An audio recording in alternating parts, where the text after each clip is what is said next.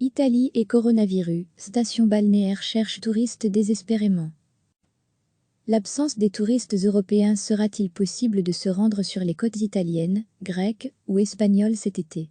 La réponse n'est pas encore connue, et pourtant dans les localités touristiques, un peu partout en Europe, on s'organise pour que l'été du coronavirus ne soit pas un été pourri. Les centaines de kilomètres de côtes de l'Adriatique en Italie attirent chaque été près de 100 millions de touristes. Les marées exceptionnelles qui ont inondé la région de Venise cet hiver a laissé des traces sur les 130 km de plage de la région. Les grues sont encore au travail pour ratisser le sable. Confinement oblige, la préparation des plages a pris un sacré retard. Et, à Jesolo, la plus grande station balnéaire de l'Adriatique après Rimini, les travaux de nettoyage du sable sont encore en cours. L'an dernier à la même époque, le littoral adriatique ressemblait déjà à une fourmilière de vacanciers. Rien qu'en Vénétie, 30 millions de touristes viennent chaque année profiter des plages entre avril et octobre. 40 millions font de même en Émilie-Romagne, où se trouvent les célèbres stations balnéaires de Rimini et Riccione. Mais à cause du coronavirus, ces plages bondées seront cet été bien différentes, tout bénéfice pour le touriste, affirme Alessandro Berton, président de l'association Union Mar Venuto, qui regroupe les gestionnaires des plages.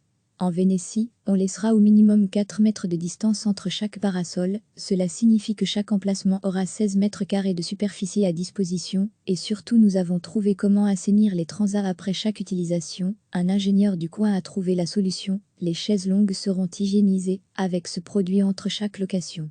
C'est un produit composé de plasma, breveté pour le corona, un antiviral, explique Christian Rampazzo, qui a imaginé la solution. C'est lui aussi qui a inventé les toilettes auto-nettoyantes, complètement assainies après chaque passage. Mais pour rassurer les touristes, les bars et les hôtels ont aussi inventé une application smartphone qui permettra de commander les boissons directement du parasol, de quoi éviter les attroupements. Mais faut-il encore que les touristes viennent? Matteo Risante est propriétaire de 6 hôtels, dont un hôtel 5 étoiles flambant neuf. Pour l'instant, aucune chambre n'est occupée. Pour respecter les décrets du gouvernement, il a dû réduire de moitié le nombre des tables dans ses restaurants sur la digue. Nous sommes déjà ouverts, mais en réalité il n'y a pas encore de clients, et pour la réouverture du restaurant, ce sera seulement le 1er juin, affirme l'hôtelier sincèrement inquiet. Il a dû mettre au chômage 3/4 de son personnel. Car si à Jesolo, 60% des touristes sont allemands, autrichiens, hollandais ou belges, dans cet hôtel, la clientèle étrangère représente 80% du chiffre. Pour le moment ils ne réservent pas, mais ils nous appellent tous pour exiger le remboursement de leurs acomptes. Ce n'est pas une belle période. Le gouvernement pense verser une aide financière aux familles pour inciter les Italiens à partir en vacances en Italie, et donc c'est de l'argent qui reviendra au secteur touristique. C'est déjà une bonne chose. Espère Alberto Macchio, président des hôteliers de Jesolo. Mais ici à Jesolo, on ne se font pas beaucoup d'illusions, il faudra encore du temps avant que la grande roue installée à l'entrée de la ville se remette à tourner. Les entrepreneurs du tourisme espèrent que les Européens pourront venir dès la mi-juin, mais tous s'attendent à une saison pourrie. Je crois que si on arrive à faire 30 à 40% du chiffre des autres années, ce sera déjà un beau succès, affirme Alessandro Berton. En Italie, le tourisme représente 13% du PIB et rapporte 40 milliards d'euros, plus de 4 millions d'emplois. Les glaciers sont prêts à servir les touristes, mais le coronavirus risque de laisser un goût amer même aux meilleurs gelati du monde. Recevez chaque matin l'essentiel de l'actualité. Sera-t-il possible de se rendre sur les côtes italiennes, grecques ou espagnoles cet été? La réponse n'est pas encore connue, et pourtant dans les localités touristiques, un peu partout en Europe, on s'organise pour que l'été du coronavirus ne soit pas un été pourri. Les centaines de kilomètres de côtes de l'Adriatique en Italie attirent chaque été près de 100 millions de touristes. Les marées exceptionnelles qui ont inondé la région de Venise cet hiver a laissé des traces sur les 130 km de plage de la région.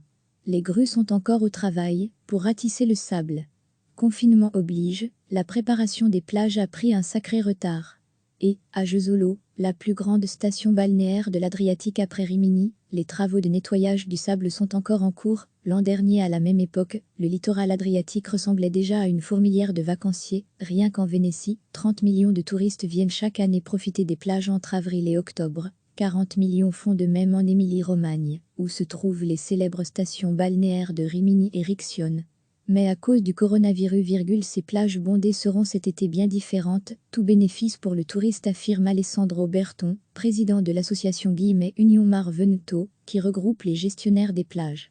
En Vénétie, on laissera au minimum 4 mètres de distance entre chaque parasol, cela signifie que chaque emplacement aura 16 mètres carrés de superficie à disposition, et surtout nous avons trouvé comment assainir les transats après chaque utilisation, un ingénieur du coin a trouvé la solution, les chaises longues seront hygiénisées, avec ce produit entre chaque location. C'est un produit composé de plasma, breveté pour le corona, un antiviral, explique Christian Rampazzo, qui a imaginé la solution. C'est lui aussi qui a inventé les toilettes auto-nettoyantes, complètement assainies après chaque passage. Mais pour rassurer les touristes, les bars et les hôtels ont aussi inventé une application smartphone, qui permettra de commander les boissons directement du parasol, de quoi éviter les attroupements. L'absence des touristes européens, mais faut-il encore que les touristes viennent? Matteo Risante est propriétaire de 6 hôtels, dont un hôtel 5 étoiles flambant neuf. Pour l'instant, aucune chambre n'est occupée. Pour respecter les décrets du gouvernement, il a dû réduire de moitié le nombre des tables dans ses restaurants sur la digue. Nous sommes déjà ouverts, mais en réalité il n'y a pas encore de clients, et pour la réouverture du restaurant, ce sera seulement le 1er juin, affirme l'hôtelier sincèrement inquiet, il a dû mettre au chômage 3/4 de son personnel. Car si à Jesolo, 60% des touristes sont allemands, autrichiens, hollandais ou belges, dans cet hôtel, la clientèle étrangère représente 80% du chiffre. Pour le moment ils ne réservent pas, mais ils nous appellent tous, pour exiger le remboursement de leurs acomptes, ce n'est pas une belle période. Ouvrez les guillemets. 13% de l'économie italienne, le gouvernement pense verser une aide financière aux familles, pour inciter les Italiens à partir en vacances en Italie, et donc c'est de l'argent qui reviendra au secteur touristique, c'est déjà une bonne chose. Espère Alberto Macchio, président des hôteliers de Jesolo. Mais ici à Jesolo, on ne se font pas beaucoup d'illusions, il faudra encore du temps, avant que la grande roue installée à l'entrée de la ville se remette à tourner. Les entrepreneurs du tourisme espèrent que les Européens pourront venir dès la mi-juin, mais tous s'attendent à une saison pourrie. Je crois que si on arrive à faire 30 à 40% du chiffre des autres années, ce sera déjà un beau succès, affirme Alessandro Berton. En Italie, le tourisme représente 13% du PIB et rapporte 40 milliards d'euros, plus de 4 millions d'emplois. Les glaciers sont prêts à servir les touristes, mais le coronavirus risque de laisser un goût amer même aux meilleurs gelati du monde. Cliquez sur s'abonner pour recevoir les dernières nouvelles.